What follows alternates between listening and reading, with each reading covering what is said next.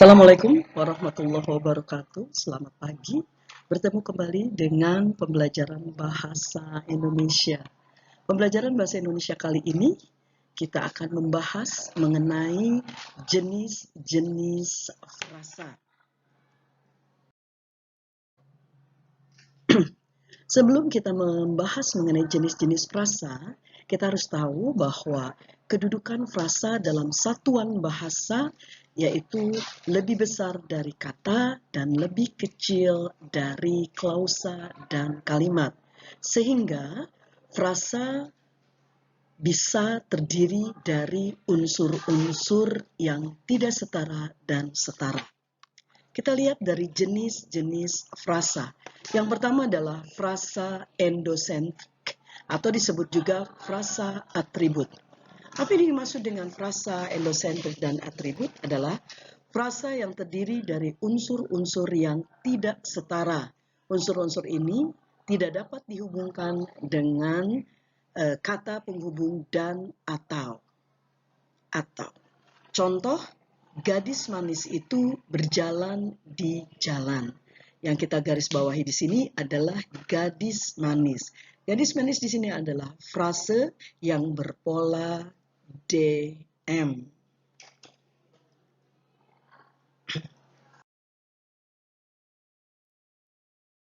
Yang kedua, jenis frasa yaitu frasa endosentrik koordinatif. Frasa yang terdiri atas unsur-unsur yang setara. Kesetaraannya dapat dibuktikan dengan adanya kemungkinan unsur itu dihubungkan dengan konjungsi atau kata penghubung dan atau. Contoh, laki-laki dan perempuan itu berjalan di jalan. Dan di sini adalah merupakan kata penghubung yang menghubungkan laki-laki dan perempuan di dalam frasa tersebut. Sehingga karena menggunakan konjungsi dan, maka jenis ini termasuk frasa endosentrik atau koordinatif. Berikutnya yang ketiga adalah frasa endosentris apositif. Apa yang dimaksud dengan frasa endosentris apositif?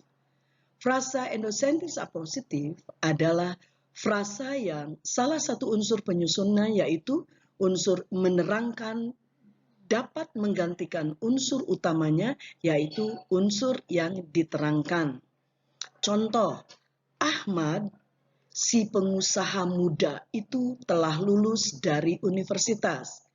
Ahmad kedudukannya sebagai inti atau pokok yang diterangkan.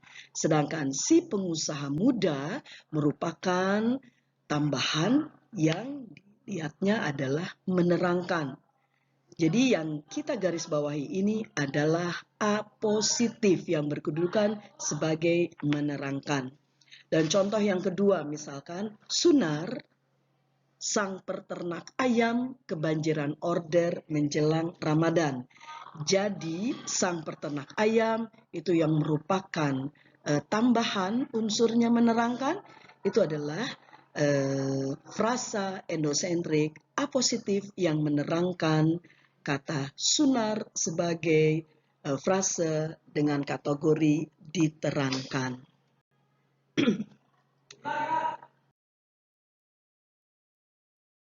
Jenis berikutnya adalah frase eksosentris direktif. Frasa ini adalah frasa yang komponen pertamanya menggunakan preposisi atau kata depan di, ke, dan dari. Dan komponen keduanya berupa kata atau kelompok kata yang biasanya berkategori nomina. Contoh, dari batang kayu. Yang kedua, ke kota Malang. Jadi, untuk contoh yang pertama, dari batang kayu, dari merupakan frasa endosentris direktif. Begitu juga untuk contoh yang kedua, ke kota Malang. Ke merupakan frasa eksosentris direktif. Sedangkan kota Malang berupa kategori nomina. Berikutnya ada yang namanya frasa nomina. Frasa nomina adalah frasa yang memiliki inti kata benda. Dalam unsur pembentukannya dapat berfungsi sebagai pengganti dari kata benda. Contoh, rumah, kayu, sepatu, kaca, lemari besi, buku, gambar. Ingat bahwa frasa berkedudukan polanya adalah DM, bukan subjek predikat. Contoh rumah kayu, mana intinya? Rumah, sedangkan kayu adalah M menerangkan sebagai tambahan. Berikutnya ada frasa verba. Frasa verba memiliki inti kata kerja dan unsur pembentukannya dapat berfungsi sebagai pengganti kedudukan kata kerja di dalam kalimat. Contoh, sedang tidur, akan muncul, baru datang, tidak makan. Kita ambil contoh sedang tidur. Bukan berpola subjek predikat, tapi ini merupakan satu kesatuan yang berpola MD. Sedang tidur, inti adalah tidur, sedangkan sedang merupakan menerangkan. Begitu juga akan muncul berpola MD. Baru datang MD. Tidak makan juga sama. MD. Frase adjektiva.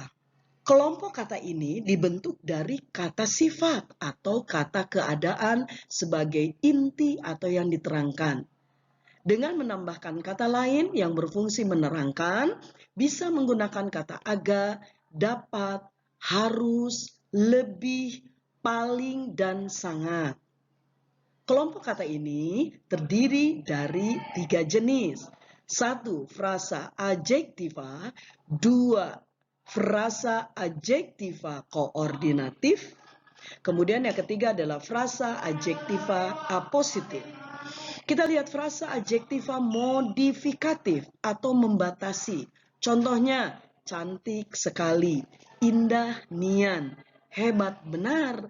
Nah, ini polanya tetap menggunakan DM. Contohnya, dari cantik sekali, cantik D diterangkan, sekali M menerangkan. Berikutnya frase adjektiva koordinatif. Ingat, menggabungkan. Kedudukannya setara. Bisa D, bisa M. Bisa menggunakan konjungsi, juga tidak bisa menggunakan konjungsi juga boleh. Contoh, tegap, kekar, aman, tentram, makmur, dan sejahtera. Nah, seperti itu. Berikutnya frase adjektiva apositif. Frase adjektiva apositif itu kita lihat ambil contoh. Sri Kandi cantik, Ayu menawan, diperistri oleh Arjuna.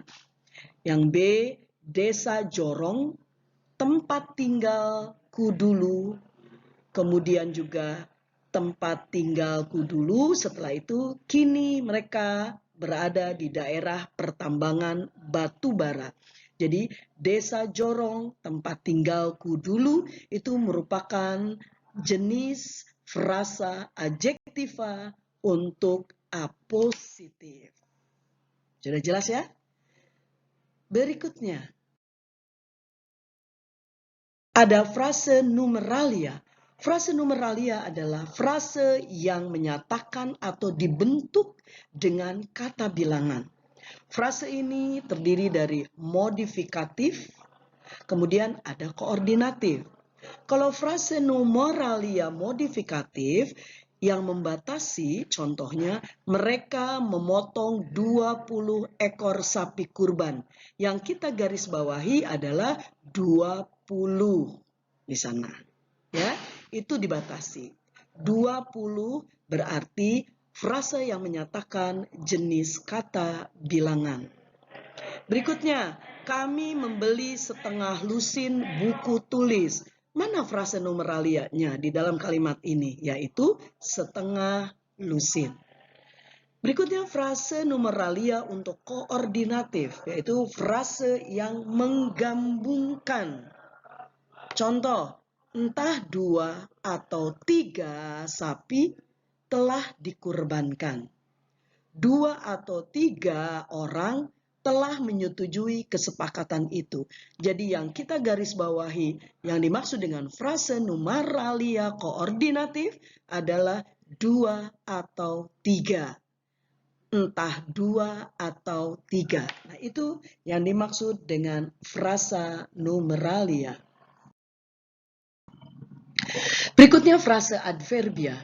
Frase adverbia adalah kelompok kata yang memiliki inti kata keterangan dalam pembentukannya. Frase ini bersifat modifikasi atau mewatasi. Dan yang kedua, koordinatif, artinya tidak menerangkan. Untuk frase adverbia modifikasi yang mewatasi, contohnya ingat, kalau frase tulisannya selalu 2 atau lebih. Contoh, agak besar, kurang pandai, hampir baik, begitu kuat. Ini yang menyatakan keterangan untuk mewatasi. Dan jangan lupa, kalau agak besar, itu berarti polanya MD. Kurang pandai sama MD dan seterusnya. Satu lagi yaitu frase adverbia secara koordinatif yang tidak menerangkan, lebih kurang, sedikit, banyak, dan lain-lain. Tetap tulisannya harus 2. Itu ciri dari frasa. Berikutnya ada frasa preposisi. Kalian tahu bahwa preposisi adalah kata depan.